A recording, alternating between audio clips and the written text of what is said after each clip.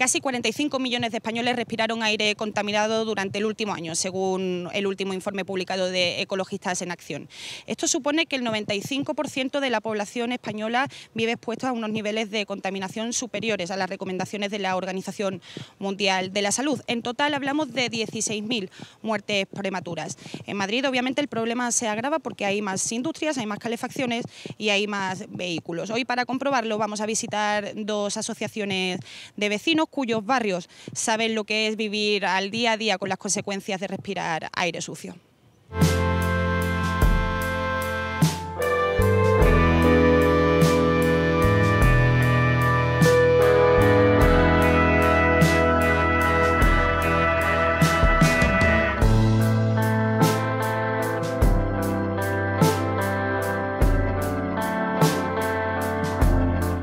Bueno, Eduardo, José Luis, de la Asociación Vecinal del Pau de Vallecas, del Ensanche, vivís a tan solo 2 kilómetros aproximadamente de la planta de Valdemín-Gómez. Para que nos hagamos una idea, contadnos qué consecuencias tiene en vuestra vida diaria la existencia de esa planta.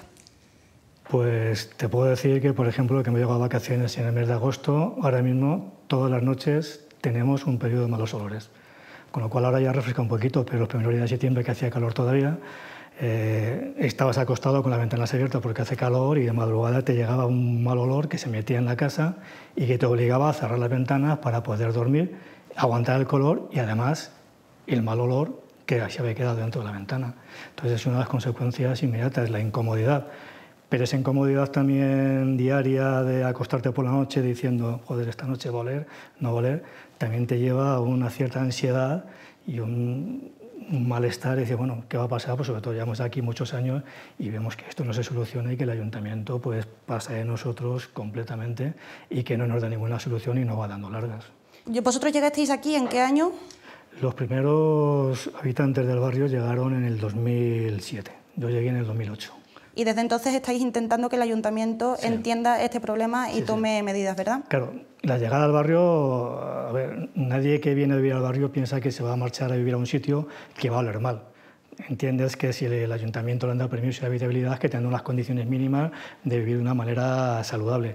El problema es que cuando llegas y al poco de llegar, pues abres las ventanas y te das cuenta que te has metido en un marrón porque estos son malos olores.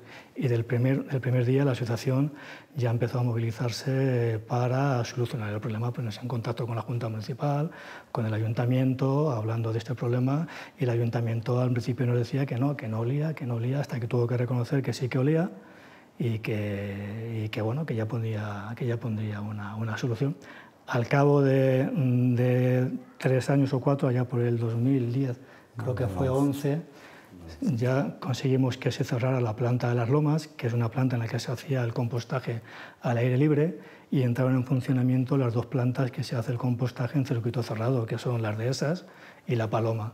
Pero evidentemente estas 2 plantas, o por un mal diseño o por un mal funcionamiento, no son capaces de hacer ese compostaje en circuito cerrado sin que salga el mal olor. ¿Y esta productividad es efectiva o no lo es? Porque hablábamos de que al final lo que producen no es de buena calidad tampoco. Claro, este compost que se hace, en principio se utilizará pues, para los jardines, pero también el objetivo final de estas plantas es producir biogás. Este biogás se debería inyectar al circuito de gas natural, autobuses y demás, pero por las informaciones que vemos en prensa parece ser que no es de muy buena calidad y que le está dando muchísimos problemas y que no están consiguiendo rentabilizarlo ese biogás. Vosotros ya estáis especializados en el tema de los olores, sabéis distinguirlo, tenéis una página web donde ponéis toda la información, donde los vecinos pueden comunicar el problema que tienen en el momento en el que lo tienen y qué tipo de problema. Contadnos un poco cómo habéis desarrollado los estudios, habéis financiado propias campañas, habéis ido un poco en paralelo al ejercicio que debería haber hecho la Administración y que no hacen.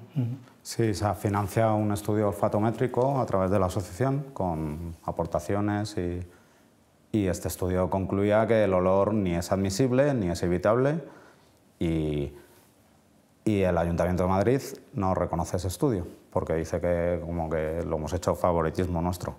Es un estudio muy complejo, de una sociedad que está homologada y es un estudio en inmisión, es decir, se midieron durante varios días el aire del barrio, no el aire de Valdemín-Gómez, y concluyó que sí, que había unos niveles inadmisibles.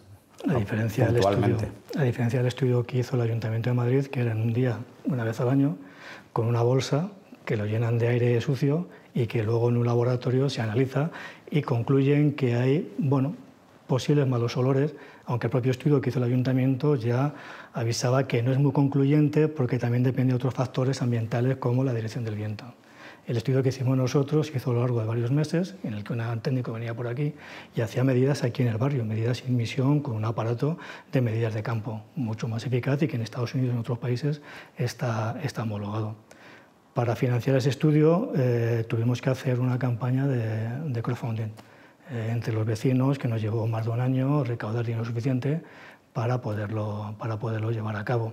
Decíais que también había otro tema, que era la contaminación del aire, que sí que tiene una repercusión en la salud de la gente de aquí, de la zona.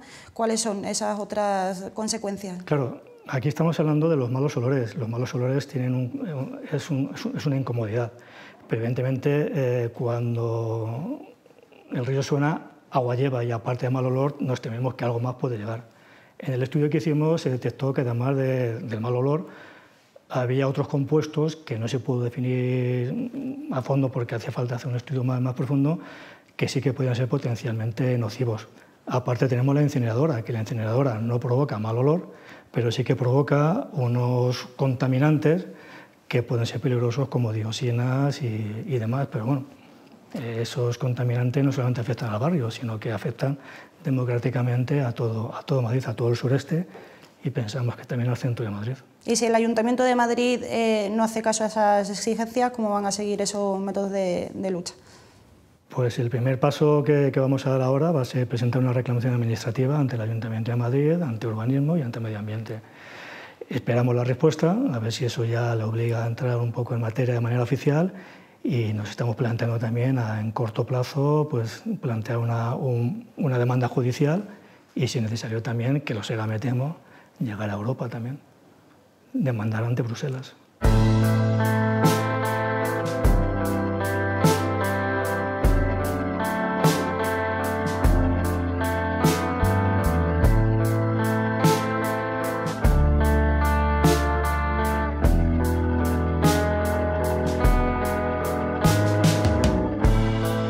Javier, usted es médico y además es vecino de la zona sur de Madrid, en concreto de Villaverde. ¿Nos podrías hacer, por favor, una radiografía de cómo afecta la contaminación hoy por hoy en la salud de los madrileños? Bueno, la contaminación atmosférica, la producida fundamentalmente por el tráfico en la ciudad de Madrid, viene desde hace muchos años afectando gravemente a la salud de los madrileños. Es conocido y se ha publicado en montones de sitios, desde la propia Organización Mundial de la Salud hasta organismos gubernamentales o organismos no gubernamentales como es Ecologistas en Acción, multitud de informes en que ponen de manifiesto que la contaminación mata. O sea, directamente la contaminación está produciendo miles de muertos por una mortalidad prematura, muertes evitables que la contaminación provoca. En la ciudad de Madrid eso se sabe y es especialmente grave porque es un lugar, esta ciudad, en general la Comunidad de Madrid, pero en particular la ciudad de Madrid, en la que la administración pública no está tomando medidas para combatirlo. Y eso se traduce en las dos principales causas de muerte que la contaminación produce. Y una de ellas son las enfermedades cardiovasculares, cardiorrespiratorias, ¿verdad? Y la segunda es en el tema de los tumores. Esas dos causas, que son las dos principales causas de mortalidad, la contaminación las acentúa y las produce, de hecho, ¿no? La clase social pues también influye en esto, de manera que las clases más desfavorecidas, esas que según algunos estudios, entre la zona norte y sur de una ciudad, entre la parte más rica y la parte más pobre, puede haber hasta 10 o 15 años de diferencia de esperanza de vida, pues la contaminación es otro de los elementos que en esas clases más empobrecidas afecta más gravemente, sencillamente porque tienen peores condiciones de habitabilidad. Los barrios, como este barrio de Villaverde en el que estamos hablando, están abandonados, hay poca limpieza viaria o ninguna en algunos casos, las zonas verdes se abandonan y como conjunto, la ciudad de Madrid, como no está luchando contra la contaminación, a pesar de que la contaminación atmosférica, la contaminación producida por el tráfico, es muy democrática y no distingue, no hay barreras, ¿verdad? Pero en las zonas más deprimidas, como puede ser las zonas sur de la comunidad, afecta más gravemente porque influye ya sobre problemas que vienen de lejos. ¿Por qué hay ese vacío a la hora de comunicar y de hacer campañas para la prevención de la contaminación? Porque estamos hablando de que hay un vacío y hay un desconocimiento, o que no se toma o no se asume una cierta conciencia con respecto al tema, con la gravedad que tiene. Sí, la verdad es que este es el gran truco, ¿no? O sea, aquí nos lo han birlado y nos tienen entretenidos a la ciudadanía pues con otras cosas, ¿no? Cuando, vamos, yo no quiero banalizar, el tema del ébola es un tema importantísimo, pero desde luego el ébola en España ha producido de momento bastantes pocas muertes, por no decir prácticamente ninguna autóctona, ¿verdad? La contaminación lleva matando gente desde hace décadas en la ciudad de Madrid. Eso no es casual, aquí las cosas no pasan porque sí. ¿Y qué hay detrás de esto? Pues hay intereses. Y los intereses de la ciudadanía y los intereses de los poderosos son otra vez antagónicos en el tema de la contaminación. ¿Quién está detrás del tema de la contaminación en Madrid? Pues, por ejemplo, las industrias que fabrican vehículos. Las industrias y los bancos, por supuesto, que son los que lo mantienen, ¿verdad? No nos olvidemos, las industrias del petróleo, es decir, los grandes. Pero es que además en Madrid, al contrario que en otros sitios, no se avisa. Es decir, cuando aparecen niveles de contaminación muy elevados, como pasa hoy en concreto, ¿verdad? Hoy, día 21 de octubre del año 2014, en la ciudad de Madrid, desde las 8 a las 12 de la noche hay una inversión térmica y altos niveles de contaminación van a descender desde las capas altas de la atmósfera hacia las capas más bajas y van a afectar a la respiración de los vecinos y de esas personas que son más vulnerables. Entonces, no se avisa de que eso va a suceder, se avisa formalmente en una página web, en algún cartelito en las calles, en las vías públicas, pero esa información no llega. Llama mucho la atención y es muy diferente en otros lugares del mundo, ¿no? En otros lugares de Europa, en el que la gente está mucho más consciente y está plenamente informada.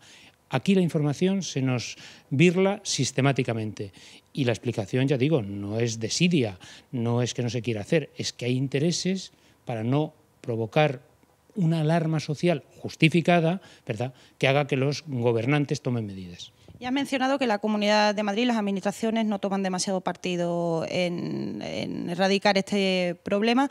Decías que es una cuestión que se agrava más en zonas de desigualdad, en zonas donde hay más pobreza.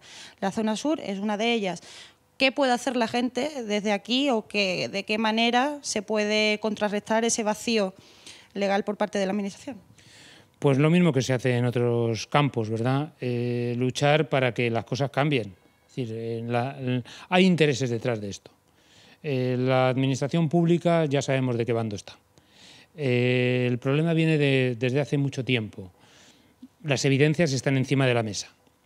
Si la gente no lucha por cambiarlo, esto va a seguir igual o peor, ¿no? Va a haber un lavado de cara, va a haber unas declaraciones de grandes principios, va a haber, como está viendo hasta ahora, peticiones por parte del Ayuntamiento de Madrid para que haya moratorias en la aplicación de las medidas ante la Unión Europea, pero si no hay una presión popular, como está sucediendo pues, con el tema de los desahucios, con el tema de la corrupción, con todos esos temas, esto no va a cambiar. No va a cambiar por lo que decimos, porque hay intereses económicos muy poderosos detrás que se benefician, por desgracia, del deterioro de la salud y eventualmente de la muerte de personas, como en tantos otros aspectos.